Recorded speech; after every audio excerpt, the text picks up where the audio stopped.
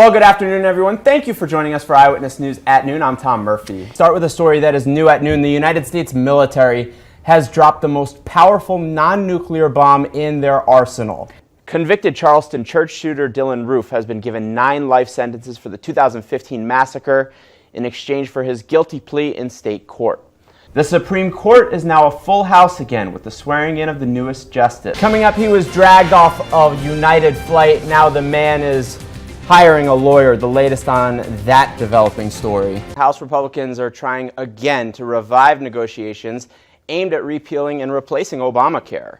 GOP lawmakers have unveiled legislative text of a draft amendment negotiated between conservative and moderate Republicans. Talks with Tillerson will tell you which relationship U.S. officials are hoping to weaken. Plus, your forecast, what can we expect coming up this weekend?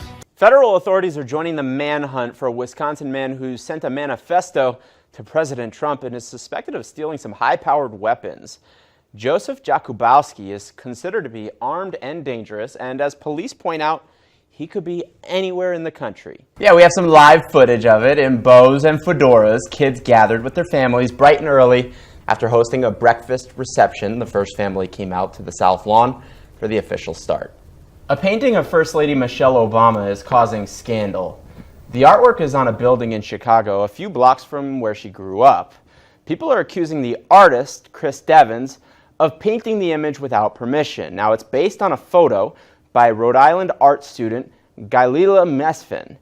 Devins denies any wrongdoing. Mesfin said on Instagram she hopes the issue can be resolved in a professional manner. Now, that's the old First Lady. This is the new First Lady, Melania Trump, and today she celebrates her 47th birthday. We now know the name of the man that was killed in a crash on Taft Highway over the weekend. Investigators say 41-year-old Jacinto Batista died after the 2-car crash Sunday afternoon. I want to remind you about the top story that we're tracking right now. The press conference in San Bernardino that's expected to start any moment. We'll take it live when we switch over to Fox 58. Have a great day. Bye-bye.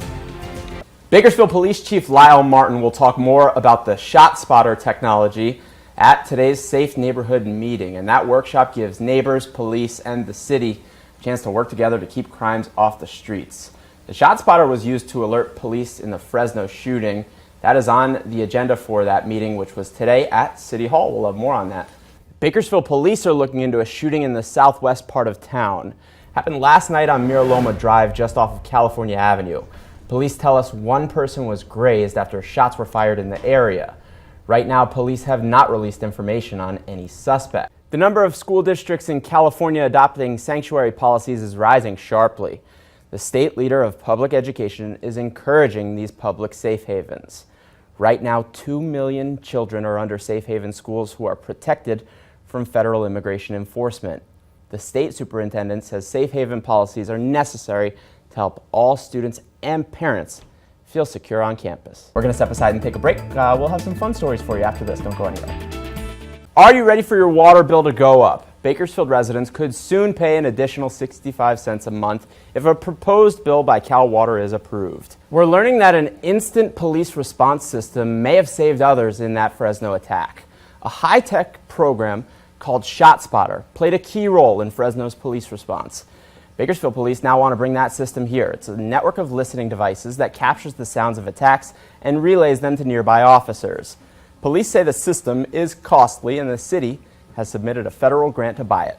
Okay, so the pun of the day for today's forecast is, if today's forecast were a DJ Khaled song, all we do is wind, wind, wind no matter what. Oh, I see what you did there. 9 miles per hour in Bakersfield. There's a wind advisory that is in effect. Every home and business in California will be powered by a clean energy source within the next 30 years under a bill that's been proposed by state Democrats. I feel like obviously that situation would never come up, but it would be nice to never have to pay taxes again. But I also would rather breaking news, it'd be nice not to pay taxes. A new brew may be your answer. This is called the CLR-CFF. Yes, we're not necessarily talking about whether the name is good or not. We're just talking about if it does what they say it does, and they say it's the first colorless coffee on the market. Well, take a look at this. Dragged along for a terrifying ride, a driver frantically waving for help after his car got hooked onto a big rig heading up the Cajon Pass. We are going to switch over to Fox 58, where we will have 30 more minutes and all your top headlines. Yeah, no pretzel talk. No pretzel talk. We're done with that. Pretzel talk. Come join us. If not, have a wonderful Wednesday. Bye-bye.